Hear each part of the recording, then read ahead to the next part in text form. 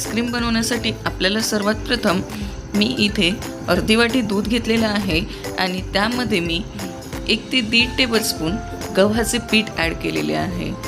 या ठिकाणी आपण कॉर्नफ्लॉवर, मैदा ह्या कुठल्याही गोष्टीचा यूज न करता अगदीच नॅचरल पद्धतीने, म्हणजेच पोटाला काहीही त्रास होणार नाही अशा पद्धतीने गव्हाच्या पिठाचा यूज केलेला आहे। ते व्यवस्थित मिक्स करायचं आहे। थंड दुधात मिक्स केल्यामुळे त्यामध्ये जे होणाऱ्या गाठी असतात त्या होत नाही। त्यानंतर या ठिकाणी मी अर्धा लिटर दूध घेतलेले आहे आणि ते व्यवस्थित आपण उकळून घेणार आहोत। 1 ते 2 उकळ्या आल्यात की त्यामध्ये आपण जे तयार केलेले गव्हाच्या पिठाचे मिश्रण आहे ते आपण यामध्ये ॲड करायचे। एक लक्षात असू द्या, ते ॲड केल्यानंतर आपल्याला स्पॅच्युला सोडता नाही येणार। कंटिन्यू त्याला आपल्याला फिरवत राहावे लागेल या प्रकारे, नाही तर त्यामध्ये गाठी येऊ शकतात। त्यामुळे आपल्याला हे दूध एकसारखे फिरवत राहायचे आहे जोपर्यंत घट्टपणा नाही येणार। आता त्यानंतर मी यामध्ये साखर ॲड करणार आहे, ती सुद्धा चवीनुसार असावी। या ठिकाणी मी 2 ते 3 टेबलस्पून साखर ॲड केलेली आहे, आपल्याला तेवढीच हवी आहे। सोबतच जी क्रीम आपण यामध्ये ॲड करणार आहे ती क्रीमसुद्धा गोडच राहणार आहे, त्यामुळे यामध्ये साखरेचा यूज थोडासा कमी केलेला आहे। इथे तुम्ही बघू शकता दुधाला घट्टपणा येण्याला सुरुवात झालेली आहे। खूप लवकर घट्टपणा येतो गव्हाच्या पिठामुळे आणि आपली आईस्क्रीमसुद्धा एकदम टेस्टी बनते।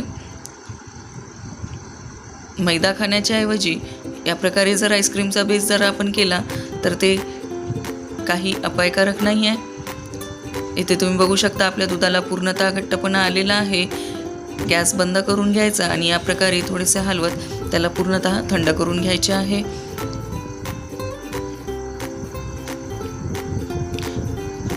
एकदा आईस्क्रीमचा बेस झाला की आपण त्यामध्ये वेगवेगळे व्हेरिएशन करू शकतो, वेगवेगळे फ्लेवर करू शकतो।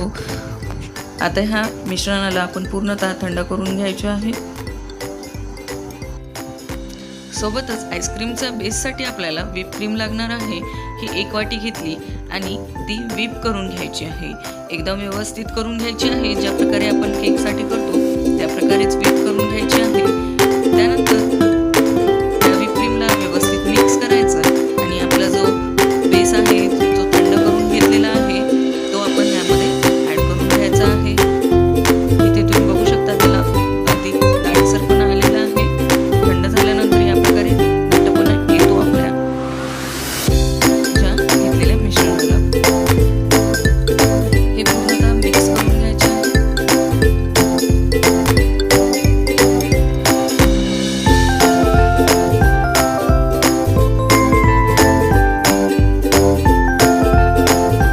मिक्स केल्यानंतर स्पॅच्युलाने सर्वात पहिले तरी दोन्ही व्हिप क्रीम आणि जे आपलं बॅटर होतं दुधाचं त्याला व्यवस्थित मिक्स करून घ्यायचं।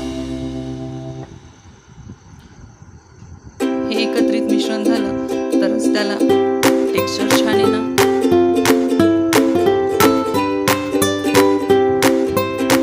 या ठिकाणी आपला हा बेस तयार आहे।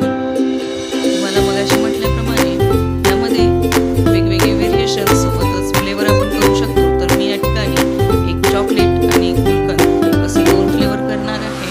तर हे मिश्रण मी एका दुसऱ्या भांड्यात अर्धे काढून घेणार आहे।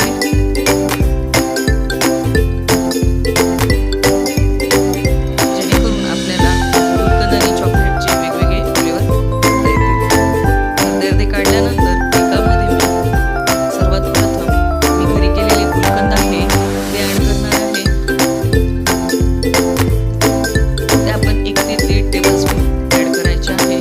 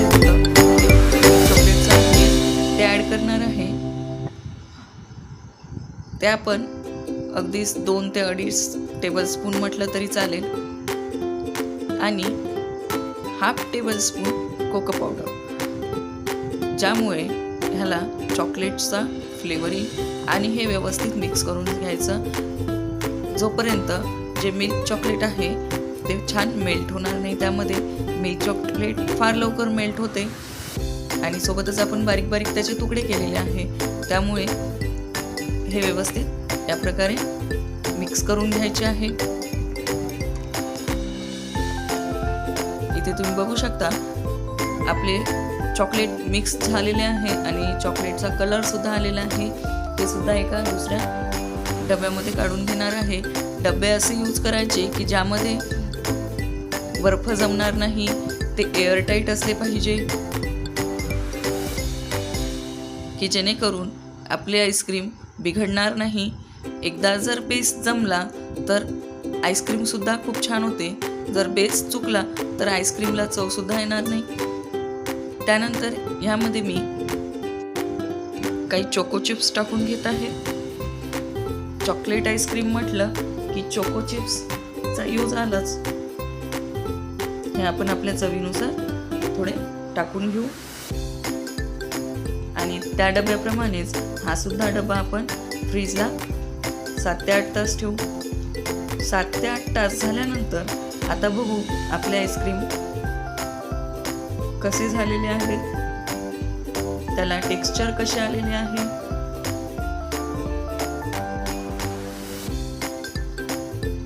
एकदम छान टेक्स्चर ज्या प्रकारे पाहिजे त्या प्रकारे आईस्क्रीमला आलेले आहे.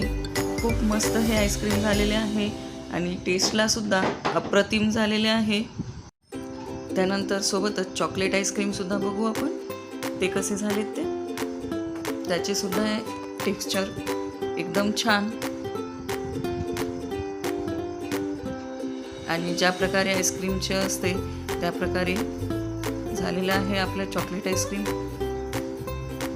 टेस्टला सुद्धा खूप छान लागते हे आणि अगदी सोप्या पद्धतीने आपले आईस्क्रीम तयार झालेले आहे. इथे तुम्ही बघू शकता एकदम छान स्मूथली हे आईस्क्रीम निघत आहे.